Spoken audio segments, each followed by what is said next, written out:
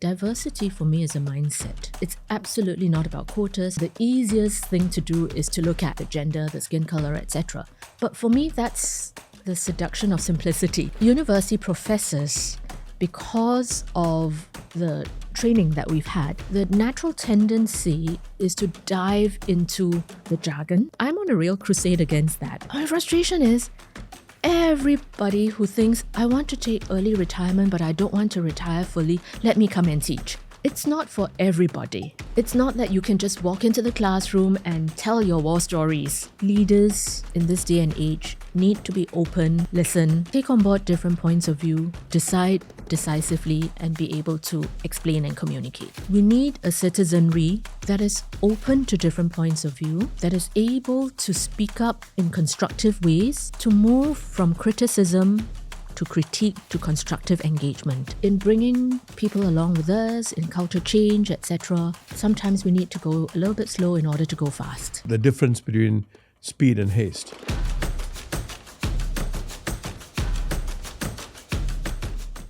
Professor Lily Kong, or shall I call you Lily? Lily, please. Yeah, what a lovely name and what a lovely attire, Thank you. right?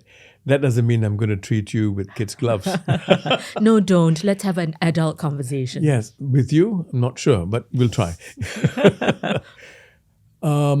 You became the president of Singapore Management University, SMU, Yes. in 2019. 19. Before that, 3 years as provost. That's correct. Right?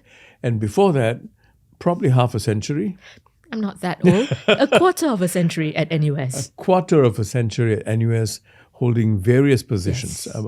Dean of the Faculty of Arts and Social Vice Sciences. Provost twice over in different portfolios, Vice President, Director of Research Institutes. The joke that I always make is that they ran out of jobs for me and so I had to leave. Why is it a joke?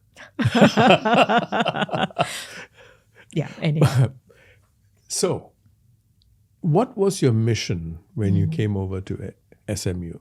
I mean, there were people who were saying, oh my God, she's coming in to make SMU another NUS. Indeed. Right? Did you get that kind of pushback? I got that kind of pushback quite a lot in my early, I want to say years rather than first year. And it's understandable, right? I'm so associated with NUS for so long. It's understandable. But what attracted me to join SMU was precisely the difference. And from the start, way before I was at SMU had branded itself as a different university, a different U, with a play on the word you. And in a sense, if you reflect upon it, it's true, because in the days when our universities were very much premised on the British model of single major, depth, etc., very little breadth, of a big lecture hall with small tutorials after that, etc. Here was SMU, which was introduced into the higher education landscape with a much more American model than a British model. And so, small group, seminar style, interactive pedagogies, in the days when... And modules, right? And modules, Which yes. means quicker turnaround. Indeed. And, you mix and match, you can cross different schools with much greater ease than in a larger university. But would you compromise depth in this It's a good approach? question. And it's a question that we visit and revisit every year. Because every year at the Graduate Employment Survey, the survey respondents across the universities are asked about different qualities that they think they have developed during the time in university. Domain knowledge, multidisciplinarity, communication abilities, global understanding, intercultural understanding, innovation, creativity, you name it. And every year, on all counts, the SMU graduate rates themselves above average compared to the other universities, except for domain knowledge, where we're at average. And every year when we get the results, we're very happy that we're doing well on all the other counts. And then we ask ourselves, does it bother us that we're average with domain knowledge? And every year within management and at the board, we take the position that that's okay, because domain knowledge is going to change very rapidly.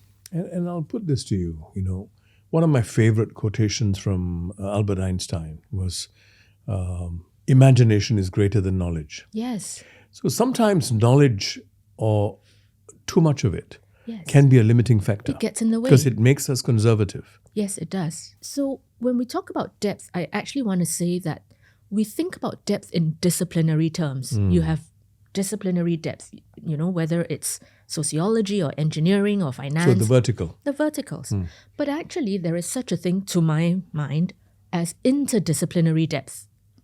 So if you pick a theme, sustainability, aging, whatever it might be, right? And you are going across different disciplines to understand that particular phenomenon, you have great depth in that. So interdisciplinarity is not just about breadth. It's not.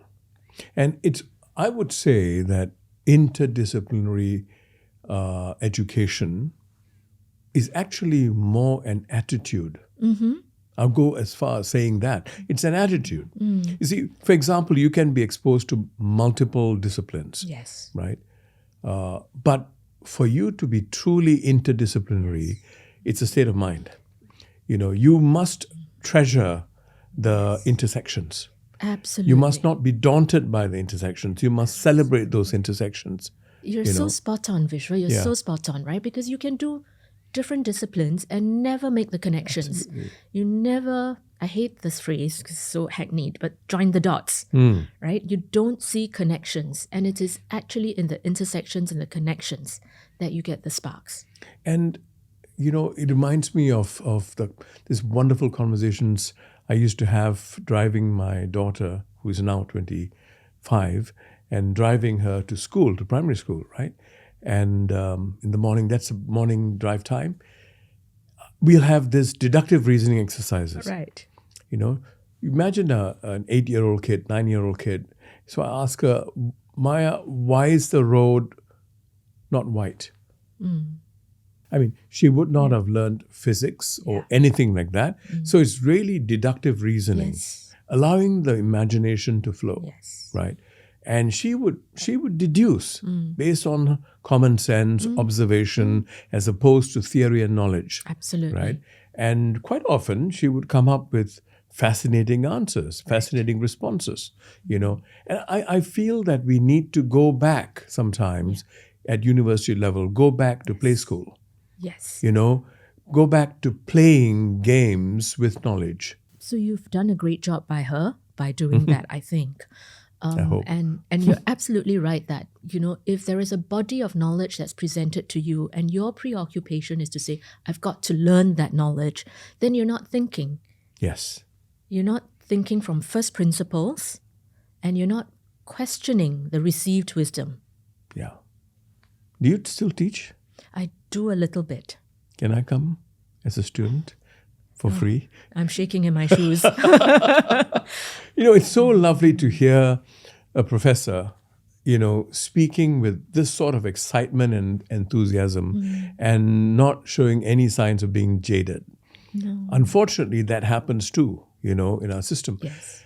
Now, coming back to interdisciplinary and so on, one of the themes that you've always been, in fact, for decades, been talking about, whether it's in your scholarship or whether it's in your conversations, lectures, articles, is diversity. Yes. It keeps coming back. The theme of diversity, multipolarity, pluralism, these are all different aspects, avatars of diversity. But diversity is the mothership, and even your thesis, when you talk about religion and geography, it's about diversity Indeed. and sharing limited space, Indeed. right? Mosques, places of worship coming together. I mean, I'm fascinated by some of the things you've written, for example, But when we talk about diversity, what exactly are we talking about? Are we talking about quotas, which is a very raw and quite often ineffective way of getting real diversity? So to just give you an example of what I mean, today organizations say, in the name of diversity, we need more women. I think that's such a slap in the face for women because it's clearly suggesting that women need to come in via quotas. But you and I know there are many, many women who are qualified to come in by the front door. Of course. So what's your definition of diversity? So I want to go back to what you said earlier in a different context. Diversity for me is a mindset. It's absolutely not about quotas. It's absolutely not about, representation. You've got to have X percentage of whatever in quota terms and so forth. It's really about a mindset. When you have people who have different practices, customs, beliefs with you, are you mindful of that? Are you giving space for that? Are you adjusting something of yourself because you respect that? And that's a mindset. So for me, diversity is recognizing that there is difference, and that difference deserves to be celebrated, and that difference actually makes for a better environment, a better decision, a better outcome. And so whether it's in the boardroom or in the classroom, it's not having women for its own sake or having minorities for its own sake, but actually recognizing that difference makes for a better outcome, better discussion, better decisions.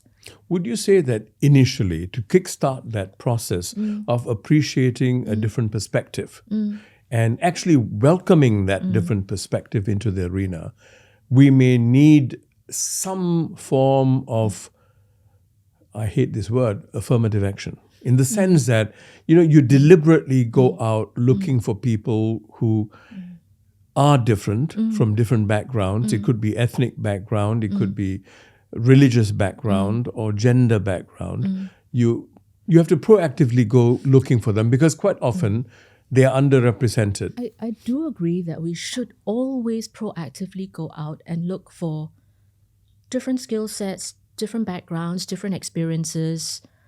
And sometimes that's tied to gender, sometimes that's tied to race, whatever, but it's the difference in experience, background that you're looking for, and we should always proactively look for it. But whether that amounts to affirmative action or not is a different story. I guess it depends on how we define affirmative action. But if we think of affirmative action as, we're lacking in this category of an individual, therefore let's fill that spot with this category, then maybe there's some kind of affirmative action. But if you think about it as, I want to enrich the board, say, and I want these different experiences, then you're not affirming the individual, you're actually doing something for yourself, your board, your classroom. So should we be in a more mature setting? Should we be looking more for attitudes and orientation when seeking diversity, or physical, discernible, measurable classifications? The challenge is that from the outside, people don't necessarily discern those attitudes and values. And the easiest thing to do is to look at, sorry to say, the gender, the skin color, etc. But for me, that's the seduction of simplicity. It's easy to say, let's have these quotas, we filled the quotas, etc. But really, if we are selecting for attitudes, mindsets, value systems, experiences, then let's do the hard work of doing that. I'm so happy to hear that, because, I recently was in a conversation about this and with a couple of policymakers, and they said, no, I mean, we have to have, the optics is important. I said, no, undeniably the optics is important. And it also sets an example for the young to say, look, this is the way it should be, and optically a woman looks different from a man, and therefore is expected to be thinking and acting differently from a man. But we need to very quickly move away from this. And the danger of this, I believe, also is you have convenient complacency, and it does come in the way of doing serious business. So I agree with everything that you said, except for two words. You use the words very quickly. And much as the sort of impatient part of me says, yes, let's move away from the convenient complacency, in bringing people along with us in culture change, etc. Sometimes we need to go a little bit slow in order to go fast. The difference between speed and haste. Yes. Yeah. Yes. I accept the point. So while we're talking about diversity, which we all are giving sufficient importance, let me segue to an aspect that's often associated with university education. Freedom of speech, freedom of expression. At the core, Lily, you and I would agree that the call for that freedom comes from a desire to have a spectrum of perspectives. And the best university education, as we discussed just now, is not just the vertical. Right. It's also the horizontal, right? Indeed. Broad-based education, as you put it in your lectures. If you really want it to be broad-based, Right. liberal arts type of education, then we must have greater tolerance for even outlier arguments. Oh, Even yes. outlier arguments, and not too quickly dismiss them as mischievous, unconstructive. Yes. I find these terms particularly troublesome. Troublesome because they kill ideas. I can understand why incumbents sometimes are defensive. Yes. In any situation, to say, look, you're challenging not my idea, you're challenging me and my authority. Of course. But it doesn't have to be seen that way. What's your thought about this? So I always go back to Copernicus, right? Nobody believed him. Yeah. And he was persecuted because he had a different point of view. But guess what? We now all adopt his thinking, his approach, and so forth. And so you're right in that in order for understanding to progress, we do need to have that new perspective, a different interpretation, a different factoid that can actually be the wedge that opens up a new approach to things. So I completely agree with that. It is natural for incumbents to protect their position. I think it is quite natural. Yeah. Because if you profess something, whether you're a professor or a medical person, you profess something, and to be able to do that work well, you must believe in it. Mm-hmm. And if you believe in it and you're challenged, your natural reaction is to say, what rubbish are you coming with? That's nonsense. Even if you don't articulate it, you think it. You think it, right? And so you push back. So I think the pushback is natural.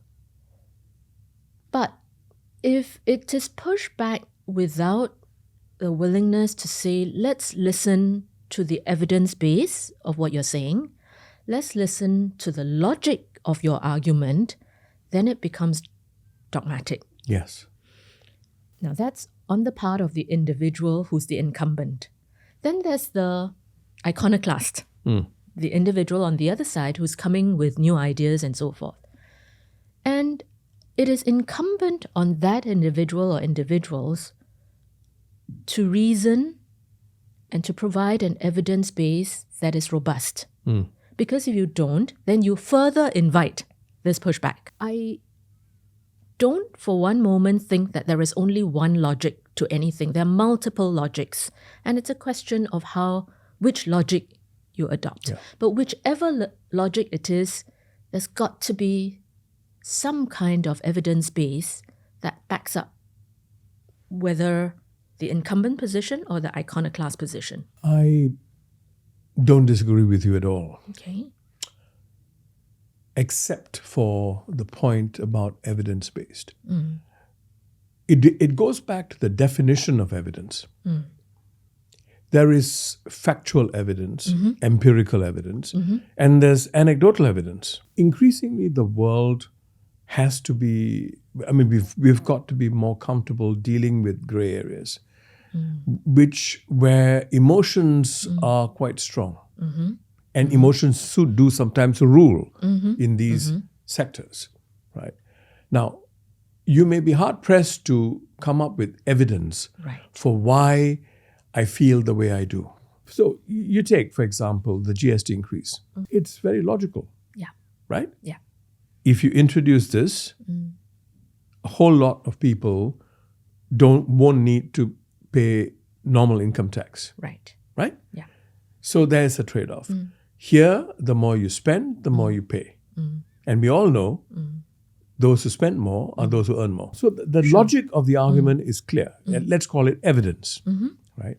But that still doesn't mean that emotional responses to it, sometimes at a very base level, should be nullified, should be thrown out. No, you can't. I agree. And I think this is where, when I say there are multiple logics, what you've described about the GST is one logic. Yeah. But from another perspective, there is a different logic, which is from the level of the individual who pays very little or no income tax in the first instance. That logic actually doesn't apply, right? Yeah. I mean, if I'm living in a one-room rental flat and I'm out of work and I'm not paying any income tax to start with, to say that let's raise the GST so that lots of people don't have to pay income tax means nothing to me. Nothing to me. So my logic is that you've basically raised food prices. And this applies to retirees who have no income. So there are multiple logics at play, and good policy making requires that we take into account multiple logics. And yes, as a leader, at the end of the day, you've got to take a decision as to which logic you prioritize above other logics. But first, the need to recognize the multiple logics. Yes. And then to prioritize which one. And that's a decision, a call that is made. And when you've made that call, then you've got to mitigate the effects that are at play for those who have multiple logics in order for a policy to be successful, effective, accepted. And so the multiple logics are important. At the level of emotion, which you talked about, I think that actually those are evidences. You would term them. I would. Yeah. Yeah. Okay. So if you have a large swath of people, say in my university, a large swath of students who are very unhappy about something, those are data points that are evidence of something going awry. What about xenophobia? This term xenophobia has been, for lack of a better way of putting it, has been thrown at people who are obviously a lot more uncomfortable about foreigners coming in than many of us, right? And they are immediately termed as xenophobes, right? Now, I take a somewhat detached view when I examine this.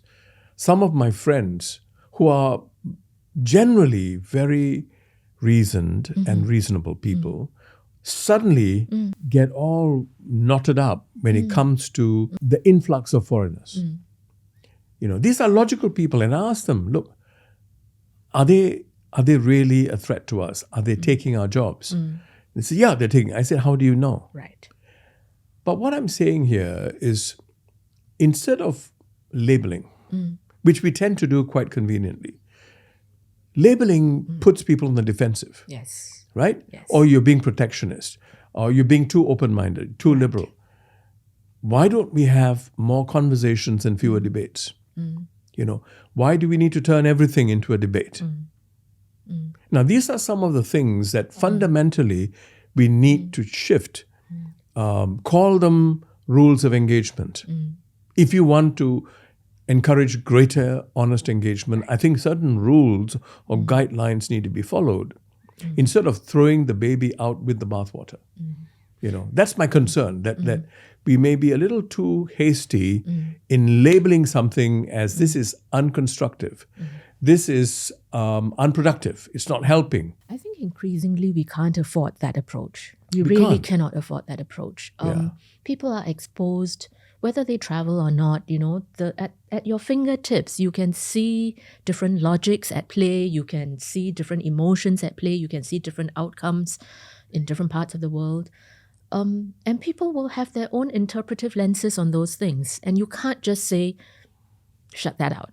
Yeah. Right? So, I mean, I am an educator, and I've, you know, from age 3, mom says I lined the dolls up against the wall and played teacher. And so I've always wanted to be in the classroom and so forth, right? And so I come fundamentally from the perspective that if we don't engage in conversation, then nobody's learning. I don't take the term educator as I am the professor and you're the student and I'm telling you something.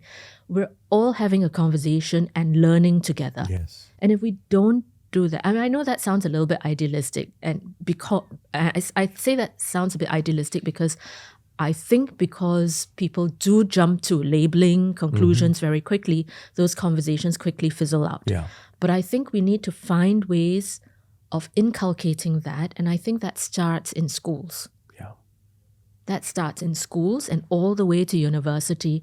We've got to give that space and that opportunity and the training, if I dare to even use the word training, of how to have conversations. When I joined my current university, I was a little bit surprised, pleasantly surprised, because I would receive email from students, and I'm used to receiving email from students that are strident and angry, and demanding, like, you guys didn't do this and you did that poorly, etc., etc. And here I was receiving emails that said, you know, I've been at SMU for 3 years and I've so benefited from A, B, and C. And then towards the end of the letter, it'll say, there's this thing that I just wanted to raise to your attention. Would you consider this perspective, etc.? And I thought, what is it that is giving me a different kind of approach by these students? And then I learned that they were actually taught that in management communication class, which is a compulsory course at that point in time. And basically, it's taught not just for written communication, but for verbal communication. Listen to what the other person is saying. If you have a different point of view, that's fine. But find something that you think A bridge. Yeah, that you agree with, that resonates with you, that affirms the other person. Then put your point of view across, but put it across nicely. Now, you can teach these things, but doesn't mean that people can learn it. But it seemed to have worked. And so in my nearly 10 years at SMU, I think I've only received one email where it got a little bit... It grated. Yeah. Yeah. But the rest of them, I was like, gee, I'm kind of proud of you guys. You know, it's delightful to hear this, right? And that's why I feel that the university phase of education is the crescendo. That's where you either make or break, right? And the build-up begins in school, primary school. Yeah. It builds up. So what we're looking at is quite stark. And we tend to confuse one with the other.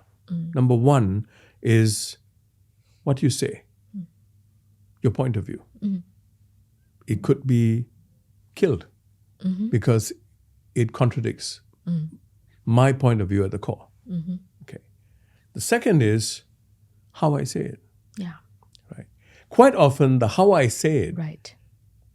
determines whether you win the day. Yes. Right? Yes. Now, I feel that we need to take lessons from the SMU experience. People need to realize that this is going to have a huge bearing on their career, their marriage, In the human relations. in the human relationships, right? Everything, 360. Then they will start taking it seriously, because if you look at the world today, there's very little listening. You know, there's very little listening. We are mudslinging. And I can't see why Singapore can't be that exceptional example. It's not to brag, but if we have a solution or something that contributes to the ultimate solution, we should. But we should be exemplars. It would be delightful if we were, and I think we have a chance at it. Yes. Because we have been, for so long, a multi-everything society. Yes. And so the conditions have been there for a long time. I just wanted to return to something that you said, which troubles me a little about university being the crescendo. And I agree with that in a certain sense, because that's when, you know, you're in your young adulthood, you reflect, and it solidifies what is still a little bit fluid in younger years. But I then worry about what happens with those who don't have a chance to go to university. Yes. These qualities that we're talking about are as important. And so we've got to, at every stage of the education process, including in polytechnics and ITE and secondary and primary school, cultivate that and reinforce that, I think, at university.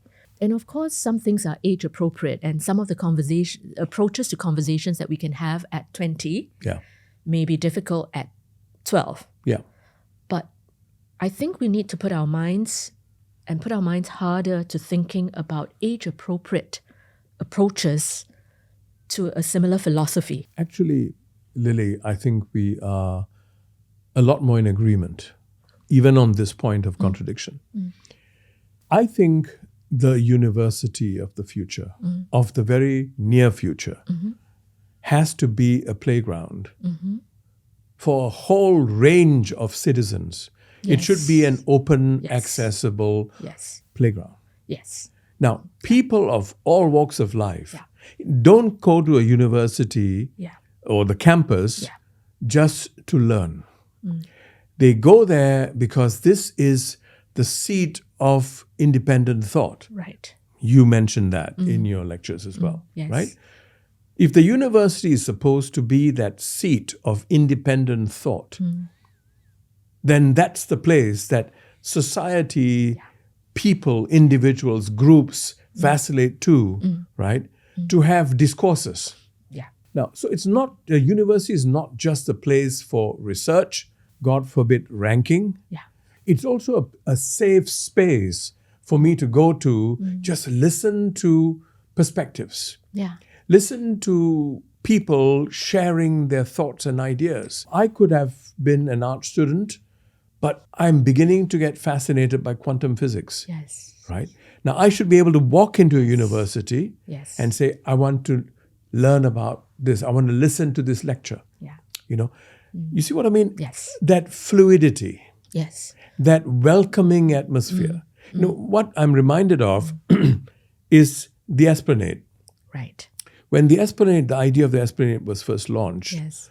there was concern, and I believe it was Ong Teng Chong who expressed the concern that this should not become an ivory tower, Yes. right? Yes. That where only the literati Yeah. go. Yeah. The cultivated. Yeah, so you need to provide enough attraction and comfort for those who are from the heartlands, for example, to come there.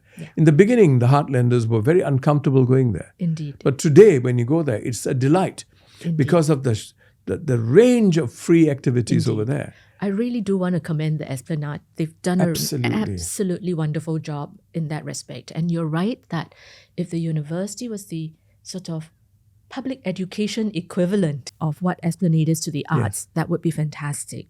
And indeed, I think that's what, you asked since 2019, Yeah. what's different, what are we trying to do? That is what I'm trying to do with the university. I want the university to be an open space intellectually, Yeah. in the same way that physically we were built to be open. All the ground floor segments of our buildings are actually open. People can walk in, out. It's supposed to be porous. And the thinking architecturally at that point in time was to signal the porosity of the university. And we need to take that physical manifestation of porosity and replicate that in terms of intellectual openness, in terms of what I call public education. Really, the talks that go on should be open to the public, the seminars, and I don't mean the structured learning. No. Yeah, but the kinds of Exchanges. we have something called City Dialogues, and that was something that I started because, I'm so grateful that we're located in the heart of the city, and we should be good neighbors, and we Yes. should be open. And so we bring in academics, policymakers, business people, interested members of the public around different topics, and then come and have a dialogue about things. And we've taken that overseas as well, right? Because conversations are not limited Absolutely. to our shores. and that exposure to other points of view is important. University professors, because of the training that we've had, the natural tendency in writing for an academic audience is to dive into the jargon. The more complex, the smarter we think, the smarter you are. And actually, The less you understand me, the smarter profound I am, the more profound I am. Indeed. And I'm on a real crusade against that, right? And I said that during one of my Northern lectures. Yes, and I used the word magniloquence to precisely, ironically, make the point that, we use these big bombastic words because I want to sound profound. But what is the point? What is the point of your research if you're not communicating it in comprehensible ways? If you're not democratizing it. Indeed. I was going to bring this up, this point. Right? A few conditions are necessary if a university, in my view, if a university such as SMU, which is, I think, probably best positioned to do something like this because you're a city university, and you're quite open, as in physically open. Now, number one, we need the professors, faculty, Yes. to be ready to be neutral arbiters Yes. and facilitators. Not just facilitators, but neutral arbiters. Because as you have a lot more of these discussions, the discussions can become polarized. But a very important part of that is speaking in a language that people can understand. Yes. Yes. I've never understood why bills of parliament are written in a way that nobody understands, including the lawyers, right? So it's actually intended to scare you, intended to make it exclusive, Right. and so on. And we need to move away from that. So it's not just jargon, it's also an attitude It is. of an assumption of monopoly of wisdom. And I think that needs to change quite fundamentally. It's hard. I mean, I'm sure you'd admit, even as an academic holding the position of president, it's very hard to change those things. It is. And actually, presidents are probably the last persons to be able to change anything. But 2 points. One is that in the world of academia today, the interconnections with academia elsewhere are intricate. What matters here for an academic is what matters to an academic in the US, in UK, in Australia, etc. So if we're to sit back and say we want to redefine what matters, faculty who are movable will say, well, if I want to go and work in the US at some point in time, if I'm just speaking to what you care about and what the rest of the academic world doesn't really care about, I'm not movable. Or my demand comes down. Yes. Yeah. And my demand comes down and, you don't give me my raises, et cetera, et cetera. So the world of academia here needs to navigate the international world of academia. In many places, academics are not neutral. It is difficult to assume absolute neutrality because each individual has your own positionality.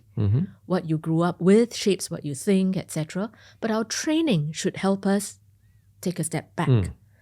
Absolute neutrality, I think, is probably a little bit difficult for every single person, every single academic. But that, I think, should be what we strive towards. We should be able to say to a student, on the one hand, on the other hand, which academics are supposed to be very good at, Yeah. right? The different points of view and the multiple logics that I spoke about earlier. Our job in the classroom is to work through those logics with the students so that they see that there are multiple logics. And to keep the mind open. And to keep your mind open. You can decide as a student or as an individual member of the public who comes to listen to a dialogue, you can decide which logic is more persuasive for you. But my job must be to show you or to help you see multiple logics. Yeah. And so to aid the system to move in that direction. And I agree with you. You can't force it overnight. But we need to keep the wheels moving in that direction. I think one of the ways we can help that process is by having a lot more adjuncts, right? Which I think SMU is already doing a lot more than some of the other universities. Have a lot more adjuncts. Yes. Let them come in and be the pollutants that force a chemical reaction. If you know what I mean. Sometimes you do need impurities to force a chemical reaction. So let that happen. Let there be combustion. Let there be disagreements, as long as we all know the terms of engagement. And I think, we learn from some of those mistakes and move. But I think you need that, number one. And along with that, I would say, you talked about Howard Gardner's Multiple Intelligences. I'm a big fan of that book that he wrote in 1983, and that he has revised since then. The question is whether we have become too elitist to accept several forms of intelligence. You see, it's easy for us to say, oh, there are multiple intelligences. There are different pathways to success. But I think there's a certain level of hypocrisy in this because we're not ready for it yet. And if you don't acknowledge that you're not ready, then you're not going to work hard at it. That's my view, right?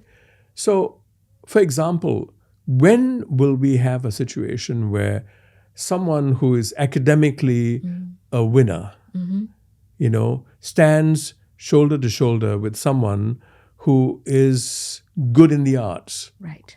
Who is good with spatial intelligence.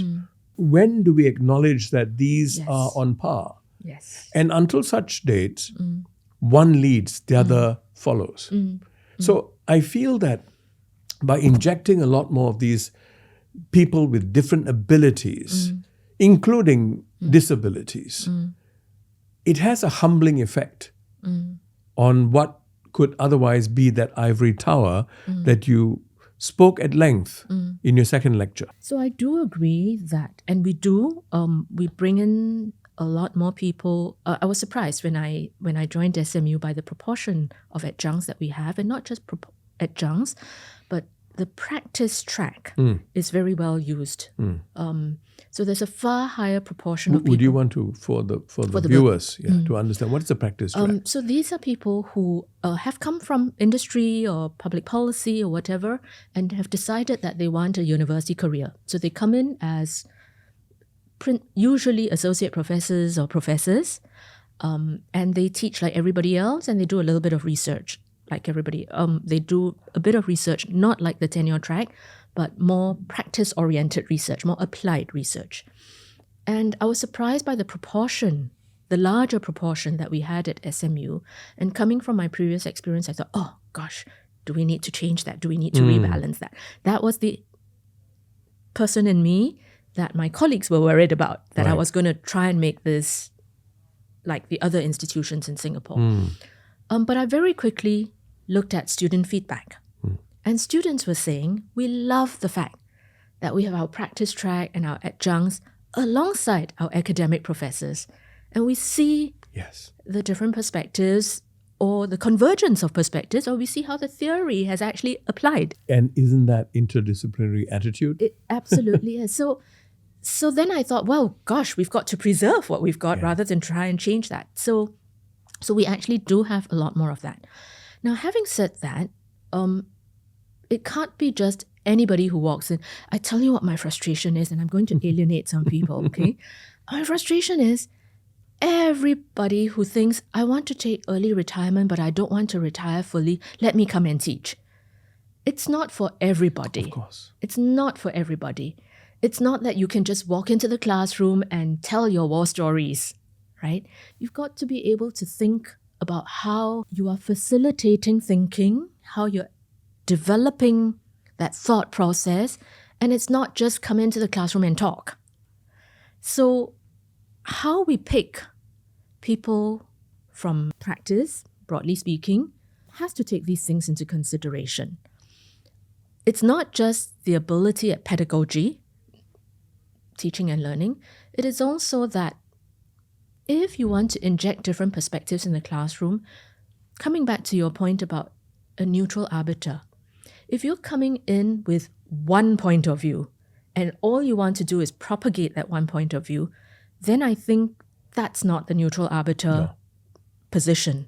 So, with apologies to some viewers who have perhaps already written to me or who are intending to write to me to say, can I come and teach at SMU? We do have to select. Of course.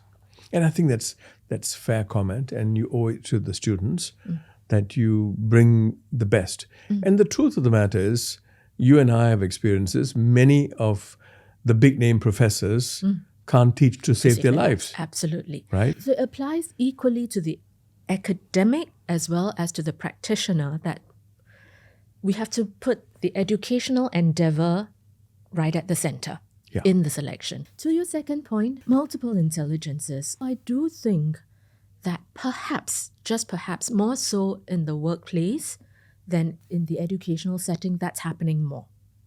Right? So when people are being selected for promotion, it's a combination of things. Do you have the interpersonal abilities? Can you bring people along with you? Can you communicate effectively? If you're in an architectural job, for example, your spatial intelligence becomes really important, etc. Right? So in the workplace, I think there is some level of that. But the trouble is before that, and at the point of selection into the workplace, it is so cognitive. And that's why we're trying this at SMU, and I hope to goodness that employers will respond to it. We've introduced something that I had called a parallel transcript originally, right? So the transcript is always an academic transcript. You've done these courses, you've got A, B, C in this, etc. And I wanted a parallel transcript to say, I've done all these other things outside, but it's not just what I've done, it's what I've learned. Yes. Have I learned something about interpersonal connections and how do you manage that? Have I learned something about independence? Have I learned something of resilience, right? And that's so much more difficult. And there are no systems in the world in universities that help you to kind of assess that and to give voice to that.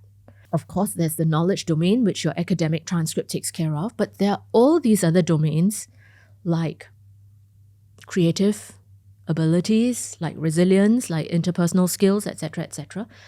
And in your different activities, how has that helped you? If you've been the chair of the Freshman Orientation Committee, what has that taught you about resilience? What has that taught you about interpersonal skills? And there is peer assessment, there's self-assessment, and there is adult assessment. The question is, who writes that portion? Is it the faculty? No, we have staff who are doing that, and I call them my wonderful co-educators. They are no less than faculty. So it's like allied educators. Yeah. Yeah.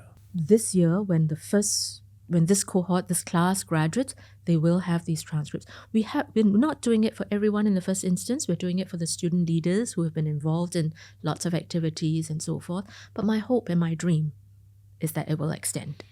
So Lily, we're coming towards the end of the interview. So I'd like to make a shift in the discussion or discourse that we're having. To me, you're not just a geographer par excellence, president of a very respected management university.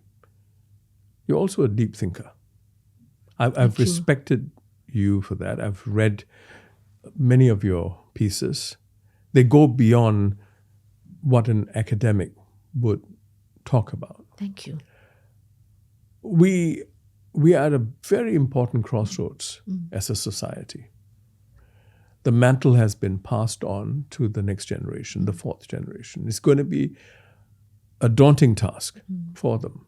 What are three things as a citizen of this country, as an influential citizen of this country, that you'd like to see?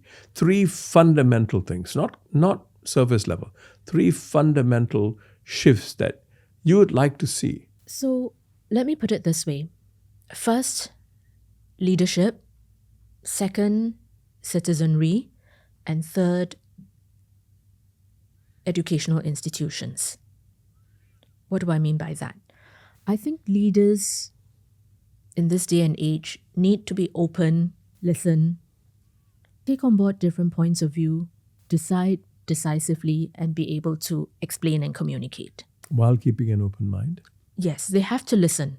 And listening comes only when one keeps an open mind. And by leaders, I am not referring only to political leaders. I'm referring to leaders in business, in educational institutions, in community organizations, because we model the way. That's one. Second, we need a citizenry that is open to different points of view, that is able to speak up in constructive ways, to move from criticism to critique to constructive engagement. It's easy to say, I don't like this, I criticize that. To critique it means to say, why don't I like it? What's wrong with it, in my view? And then to move from critique to constructive engagement to say, well, this is why I don't like it. How about considering this perspective for these reasons? So I would dearly hope for a citizenry that's able to make that shift. And some parts of the citizenry have, others have not. So how do we cultivate such leaders? And how do we cultivate these qualities in our general citizenry? And this is where I come to the third thing I'd like to see in our country, the role of educational institutions in taking this educational endeavor to be the heart of our mission. That in what we do in the classroom and outside the classroom, we're cultivating these qualities in people who eventually become leaders. And if they don't become leaders, they are the general citizenry who can engage in these sorts of ways. So the educational institution is not just about lots of domain knowledge, lots of courses that you take, lots of A, B's and C's, etc., but in cultivating these qualities of our people. You know, as you were illustrating your points, what struck me was this adage in my own mind, you know, those who know, teach. Those who have lived, enlighten and enthuse. I think we need to marry the two. It comes back to what we were saying earlier about having both the academics and the practitioners. I don't want, however, for us to end on a note that academics have not lived. I'll take your word for it. Professor Lily Kong, thank you very much for making time. It's a real pleasure. Thank you.